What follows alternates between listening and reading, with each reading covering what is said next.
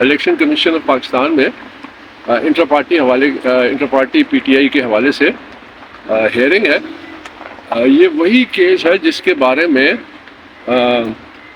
Unfortunately 8 تاریخ کو جب پہلی پریلیمنری ہیئرنگ ہوئی تو اس میں یہ فیک نیوز چلائی گئی کہ یہ میری یہ درخواست جو ہے انٹرا پارٹی کی یہ الیکشن کمیشن نے مسترد کر دی.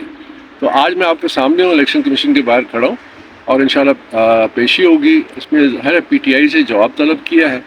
اب وہ آ کے کیا جواب دیتے ہیں اور کیا ان کا ہوتا ہے, اس کے بعد ایک تفصیلی پریس بریفنگ انشاءاللہ. اچھا سر, ایک سوال ہے کہ بہت سارے پی ٹی آئی کے دوست جو ہے یہ سوال اٹھا رہے ہیں, قیادت میں سے بھی یہ سوال اٹھایا جا رہا ہے, کافی بڑا سوال ہے کہ ایک دم سے منظر عام پہ آنا. اکبر بابر صاحب جو کافی عرصے سے پی ٹی آئی کا حصہ نہیں ہے یا غائب ہیں پی ٹی آئی سے, ایک دم سے لوگ بھی یہی جاننا چاہتے ہیں ایک دم سے ظاہر ہونے کی وجہ کیا ہے. انتظار صاحب کہاں تھے؟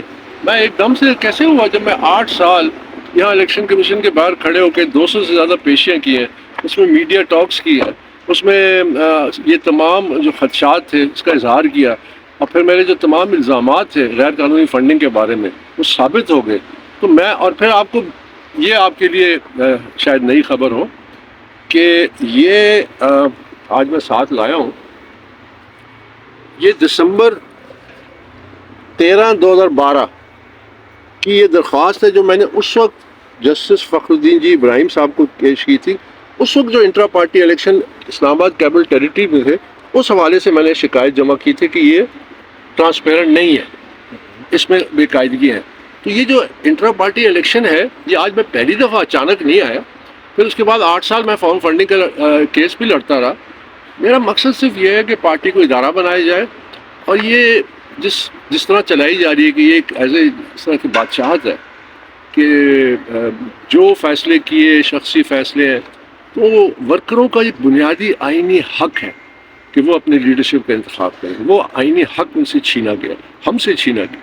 ہماری صرف یہ شکایت ہے کہ ہمیں وہ اپنا حق, آئینی حق, بنیادی فنڈامنٹل رائٹس میں آتا ہے, وہ حق ہمیں واپس دیا جائے تاکہ ہم اپنی مرضی سے اپنی قیادت کا انتخاب کر سکیں. اور دوسری بات, یہ قانون سب سیاسی جماعتوں پہ لاگو ہونا چاہیے, کیونکہ جب تک یہ نہیں ہوگا یہ سیاسی جماعتیں محض چند لوگوں کی یا خاندانوں کی اقتدار کی ایک سیڑھی ہوگی, اور یہ اقتدار کی جنگ میں ورکروں کو جیلوں میں ڈلواتے ہیں, مار پڑواتے ہیں, تو یہ سلسلہ ختم ہو. اچھا سر, یہ بتائیے گا کہ آپ اپنا پاکستان تحریک انصاف کا چیئرمین اس وقت کس کو سمجھتے ہیں؟ اور دوسرا سوال اسی کے ساتھ میں ایڈ کروں گا کہ اگر عمران خان صاحب چیئرمین ہیں پی ٹی آئی کے, تو ایک as a political worker, political قیادت کا حصہ ہوتے ہوئے آپ کا کیا حق بنتا تھا کہ عمران خان صاحب جب پیشیاں بھگتنے آتے تھے ہائی کورٹس میں, جوڈیشل کمپلیکس میں, اور کافی مشکلات ہوتی تھی, آپ کا ان کے ساتھ کھڑا ہونا اس وقت آپ کی آئینی ذمہ داری نہیں بنتی تھی؟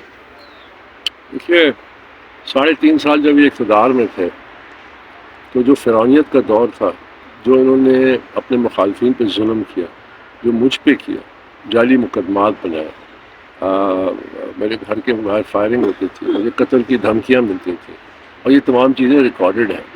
تو سوال یہ پیدا ہوتا ہے کہ جس ملک میں اگر قانون کمزور بھی ہو, اللہ کا تو قانون ہے, اور اللہ کا قانون کیا کہتا ہے؟ وہ یہ کہتا ہے کہ جو ظالم ہے اس کے ساتھ برابر کا ظلم اس کا حقدار ہے, وہ یاد رکھیے.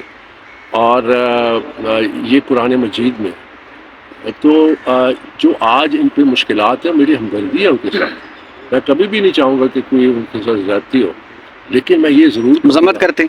میں نہیں, دیکھیے میں یہ ضرور کہوں گا کہ جس طرح میں نے آپ کے سامنے ابھی رکھا کہ پاکستان میں پچھلے 6-7 سالوں میں بلوے ہوئے, آئینی اداروں پہ حملے ہوئے, supreme court, parliament, judicial complex, سمان پارک میں 55 پولیس والوں کو زخمی کیا. اس سارے تشدد کے دوران ابھی تک ایک شخص کو سزا نہیں ہوئی. میں ان جو اشخاص جو اس قسم کے واقعات میں ملوث ہیں, میں کبھی بھی ان سے ہمدردی کا اظہار نہیں کروں گا, کیونکہ وہ ریٹ آف دا اسٹیٹ, جس ملک میں ریٹ آف دا اسٹیٹ نہ ہو وہ ملک انتشار, کیوس اور انارکی کا شکار ہوتا ہے. امریکہ میں کوئی مارشل لا لگا ہوا ہے جو کیپٹل ہل پہ حملہ ہوا ہے, ایک شخص کو 12 سال 20 سال قید ہو رہی ہے. برطانیہ یا فرانس میں مارشل لا لگا ہوا ہے جو وہاں پہ 24 گھنٹوں میں فیصلے ہو رہے ہیں, آدھا گھنٹہ وکیلوں کو دیا جا رہا ہے. تو دیکھیے جہاں تک ریٹ آف دا اسٹیٹ کا تعلق ہے اور قانون اور آئین کو نافذ کرنے کا تعلق ہے, جن لوگوں نے یہ آتش زدگی کی ہے، اسلام آباد میں بلو ایریا کو آگ لگائی، لاہور جوڈیشل جو بھی یہ واقعات ہوئے ان سے میری کوئی ہمدردی نہیں ہے. کسی کے ساتھ زیادتی ہوگی میں حاضر ہوں، میں اس کے ساتھ کھڑا ہوں. سر آخری سوال، کل پشاور ہائی کورٹ نے جو فیصلہ کیا ہے تو کیا آپ کو لگتا ہے آپ نے یہاں پر جو درخواست دائر کی ہے اس پہ الیکشن کمیشن اس پہ کوئی فیصلہ دے سکے گا؟ دیکھیے جو ابھی تو میڈیا رپورٹس ہیں نا، وہ فیصلہ تو میں نے نہیں دیکھا. میڈیا میں یہ ہے کہ جی الیکشن کمیشن کو کہے کہ فیصلہ 1 ہفتہ یا 19 تاریخ تک نہ سنائے. اس پہ میں تفصیلی بات کروں گا جو میڈیا رپورٹس کے مطابق. تو یہ جب ہو جائے نا انشاءاللہ اس کے بعد بات کروں. ابھی میں نے وہ فیصلہ دیکھا نہیں. Okay sir, thank you so much. شکریہ.